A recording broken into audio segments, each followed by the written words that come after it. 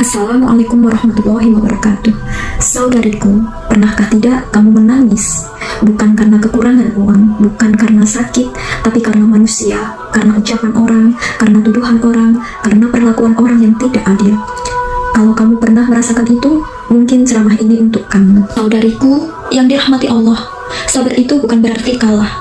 Sabar bukan berarti kita tidak punya harga diri. Sabar adalah saat kita mampu menahan emosi. Dan malam hari, ia sujud lama, ia menangis, ia berkata, "Ya Allah, Engkau tahu aku tidak bersalah. Kalau ini ujian, kuatkan aku." Dan kemudian hari-hari berikutnya, berat, sangat berat.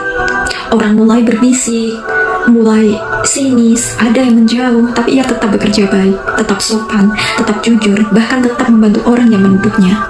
Dan beberapa waktu kemudian, kamera toko menunjukkan siapa pelakunya yang mencuri, yaitu adalah orang yang menuduhnya. Semua orang terdiam. Wanita itu tidak marah sedikit pun.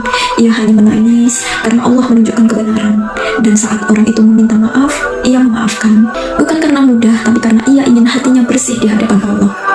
Saudariku, kadang orang yang membuat kita emosi, membuat kita lebih dekat dengan Allah, membuat kita lebih sering berdoa, menghapus dosa tanpa kita sadar, mengangkat derajat kita. Bisa jadi tanpa orang itu kita tidak akan sekuat ini. Pesan untuk kamu yang sedang disakiti, kalau hari ini kamu difitnah, hari ini kamu disakiti, kalau hari ini kamu dituduh yang tidak benar, tenang. Allah tahu, Allah melihat, Allah tidak pernah salah menilai. Tidak ada air mata orang sabar yang sia-sia.